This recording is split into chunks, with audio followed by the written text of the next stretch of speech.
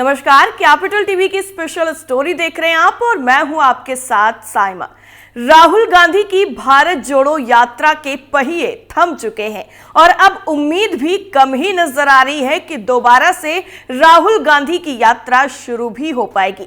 लेकिन ऐसे में राहुल गांधी को लेकर कुछ ऐसा खुलासा हुआ है जिसको सुनने के बाद आपके पैरों के नीचे से भी जमीन खिसक जाएगी और आप भी सोचेंगे कि क्या राहुल गांधी जनता को धोखा दे रहे हैं। तो क्या कुछ है पूरा मामला और कैसे राहुल गांधी को लेकर हो रहे हैं दावे जिसने कांग्रेस की टेंशन एक बार फिर से बढ़ा दी है, तो सब कुछ आपको हमारी स्पेशल स्टोरी में बताते हैं। क्या राहुल गांधी भारत जोड़ो न्याय यात्रा में लोगों को धोखा दे रहे हैं और राहुल गांधी की जगह पर यात्रा में उनका बॉडी डबल इस्तेमाल किया जा रहा है? दरअसल ये हम नहीं कह रहे हैं, ये कहना है असम के सीएम हेमंता बिस्वा शर्मा का। जैसे ही सीएम शर्मा ने ये दावा किया, उनके बाद सियासी गलियारों में तेजी के साथ ये चर्चाएं होने लगी कि क्या राहुल गांधी वाकई अपनी यात्रा के लिए बॉडी डबल का इस्तेमाल कर रहे हैं। तो चलिए हम आपको सब कुछ एक एक करके आसान शब्दों में बताते हैं। दरअसल राहुल गांधी और असम के सीएम हेमंता बिस्वा शर्मा के बीच में जुबानी जंग छिड़ी हुई है। ऐसे में सीएम शर्मा ने जो दावा किया उसने सभी को हैरान कर दिया। कांग्रेस के पूर्व अध्यक्ष राहुल गांधी इस वक्त भारत जोड़ो न्याय यात्रा पर निकले हुए हैं और क्या वो इस यात्रा में बॉडी डबल का इस्तेमाल कर रहे हैं, ये सवाल असम के मुख्यमंत्री हेमंता बिस्वा शर्मा के दावे से खड़ा हुआ है। दरअसल शर्मा ने एक मीडिया संस्थान के ट्वीट का हवाला देकर यह बड़ा दावा किया है। साथ ही यह भी कहा है कि कांग्रेस के लोगों ने उन्हें जो बताया है उसके मुताबिक राहुल गांधी ज्यादातर वक्त बस के भीतर बनी खास जगह में रहते हैं। उन्होंने पूछा, फिर बस के आगे कौन बैठा रहता है? दरअसल यहाँ पर आपको ये जानना भी बेहद ही जरूरी है कि भारत जोड़ो यात्रा के दौरान पैदल दूरी नापने वाले कांग्रेस नेता इस बार यात्रा में बस का इस्तेमाल कर रहे हैं। शर्मा ने 25 जनवरी 2024 को मीडिया से बात करते हुए कहा कि असम के अंदर एक बड़ा सवाल इंडिया टुडे एनई ने खड़ा कर दिया है कि उन्होंने यानी राहुल गांधी ने बस में बॉडी डबल यूज किया था। मतलब बस के सामने जो राहुल गांधी दिखाई देते हैं वो राहुल नहीं होता है। राहुल अंदर में 8 लोगों के बैठने के लिए एक कमरा है, उसमें बैठते हैं। सवाल है कि क्या वो बाहर बॉडी डबल यूज कर रहे हैं? इतना ही नहीं, मोबाइल पर इंडिया टुडे एनई का ट्वीट दिखाते हुए शर्मा ने कहा कि जो सामने बैठा है वो राहुल गांधी नहीं लगता है, वो दूर से राहुल गांधी लगता है। मैंने ये देखा नहीं है पर आए ट्वीट जो हैं वो यही बता रहे हैं, वो ट्वीट आप भी देख लीजिए। मुझे कांग्रेस के लोगों ने बताया है कि बस के अंदर में 8 लोगों के बैठने का बहुत ज्यादा स्पेस है, ज्यादातर वक्त में राहुल गांधी वहीं पर रहते हैं, तो बस के सामने कौन रहता है? इस दावे पर कांग्रेस की प्रतिक्रिया फिलहाल तो अभी तक नहीं आई है, जब तक ये खबर आप तक पहुंच रही है। बहरहाल आप भी अगर इंडिया टुडे एनई का वो ट्वीट देख सकते हैं जो आपकी स्क्रीन पर इस वक्त है, जिसको लेकर के ये दावा किया गया है हेमंता बिस्वा शर्मा की तरफ से और इसी ट्वीट का हवाला दिया गया है। आपको बता दें कि मणिपुर से शुरू हुई ये यात्रा असम में प्रवेश करने के बाद ही विवादों में घिरी हुई थी।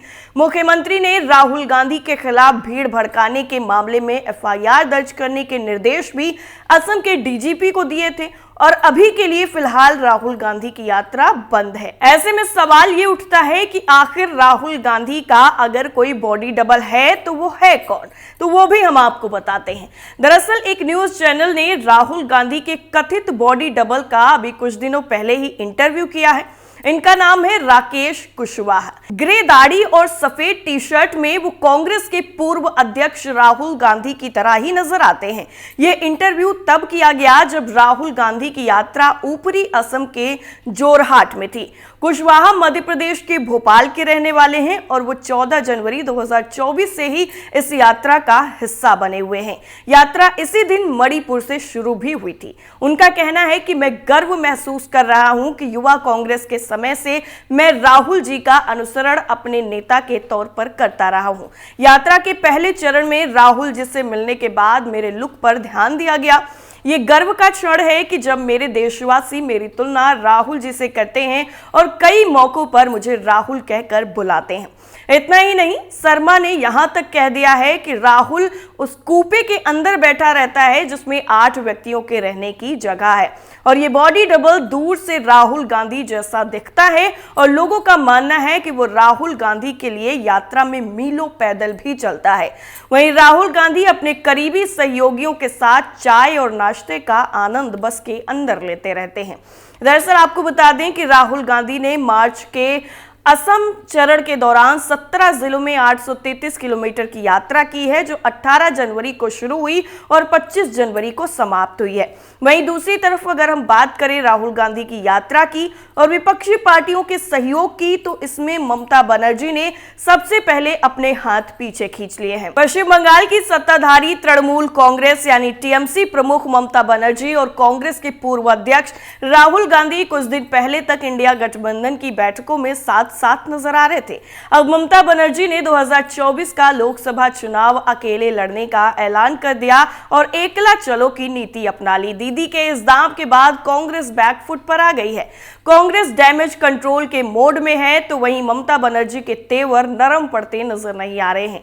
अब टीएमसी और कांग्रेस के बीच में दूरियां किस कदर बढ़ गई हैं, इसका अंदाजा आप इसी बात से लगा सकते हैं कि ममता के राज्य में पुलिस प्रशासन ने राहुल गांधी को जनसभा करने की इजाजत तक नहीं दी। राहुल गांधी मणिपुर से महाराष्ट्र तक भारत जोड़ो न्याय यात्रा पर निकले हैं।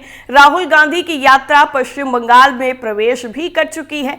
कांग्रेस ने सिलीगुड़ी में राहुल गांधी की जनसभा के लिए प्रशासन से इजाजत मांगी थी, लेकिन उन्हें नहीं मिली। इसे लेकर पश्चिम बंगाल कांग्रेस के अध्यक्ष और लोकसभा में विपक्ष के नेता अधीर रंजन चौधरी ने कहा है कि यात्रा के बंगाल में आने के बाद हमने एक छोटा सा निवेदन किया था कि सिलीगुड़ी में एक जनसभा की अनुमति दी जाए, लेकिन प्रशासन ने इसके लिए अनुमति नहीं दी। उन्होंने लगे हाथ पुलिस प्रशासन की कार्यप्रणाली पर भी सवाल उठा दिए। अधीर ने कहा कि बंगाल में अगर सत्ताधारी पार्टी के विरोध में कुछ होता है तो पुलिस तुरंत एक्शन ले लेती है। उन्होंने ये भी जोड़ा कि राहुल गांधी की ये न्याय यात्रा पूरे देश के लिए है, ये यात्रा किसी के पक्ष या विपक्ष में नहीं है। अधीर रंजन चौधरी ने आगे कहा कि एक ताकत है जो देश को तोड़ना चाहती है, नफरत फैलाना चाहती है। आगे उन्होंने कहा कि राहुल गांधी ने उस ताकत के खिलाफ आवाज बुलंद करने के लिए पहले कन्याकुमारी से कश्मीर और अब मणिपुर से महाराष्ट्र तक यात्रा का निर्णय लिया है। अधीर ने आगे कहा कि राहुल गांधी ने जब कन्याकुमारी से कश्मीर तक यात्रा की तब कोई दिक्कत नहीं हुई, जैसी असम और मणिपुर में हुई। उन्होंने ये भी कहा कि जहां जहां डबल इंजन की सरकार है, वहां वहां राहुल गांधी की न्याय यात्रा में रुकावट लाने की कोशिशें लगातार की जा रही हैं। ये सबको पता है, पता नहीं क्यों ऐसा हो रहा है। अधीर ने टीएमसी का नाम नहीं लिया, लेकिन प्रशासन और न्याय यात्रा में आ रही रुकावटों के बहाने डबल इंजन सरकार की कैटेगरी में खड़ा जरूर कर दिया। गौरतलब है कि ममता बनर्जी ने कांग्रेस को लोकसभा के लिए 2 सीटें ऑफर की थी। अधीर ने तब कहा था कि हमें भीख नहीं चाहिए, हम 2 सीटें अकेले चुनाव लड़कर ही जीते थे और फिर से जीत सकते हैं। सीट शेयरिंग को लेकर तल्खी के बीच में ममता बनर्जी ने 2024 के चुनावी रण में अकेले उतरने का ऐलान कर दिया था। ममता के ऐलान के पीछे भी अधीर रंजन चौधरी की बयानबाजियों और दीदी को लेकर आक्रामक तेवरों को प्रमुख वजह भी बताया जाता था। ममता के ऐलान के बाद कांग्रेस डैमेज कंट्रोल करने लगी, दीदी को मनाने के मोड में नजर आ रही थी, लेकिन अब राहुल को सभा की इजाजत नहीं दिए जाने के बाद दोनों दलों के बीच में तल्खी और बढ़ती हुई नजर आ रही है और लगातार टीएमसी के नेता कांग्रेस पर निशाना साधते हुए भी नजर आ रहे हैं, जिसकी वजह से कांग्रेस पार्टी अपने ही जाल में फंसती हुई बुरी तरह से दिखाई दे रही है, क्योंकि पीएम मोदी को हराने का उसका सपना अब शायद सपना ही बनकर रह जाएगा और लोकसभा चुनाव से पहले विपक्षी गठबंधन पूरी तरह से अलग नजर आएगा। बहरहाल सवाल तो यह है कि क्या वाकई राहुल गांधी ने अपनी यात्रा के लिए बॉडी डबल का इस्तेमाल किया है या फिर नहीं। वैसे आपको क्या लगता है, क्या सच में राहुल गांधी की यात्रा में बॉडी डबल का इस्तेमाल किया गया है? कमेंट करके हमें जरूर बताइए। फिलहाल के लिए इतना ही, बाकी खबरों के लिए बने रहिए कैपिटल टीवी के साथ। नमस्कार।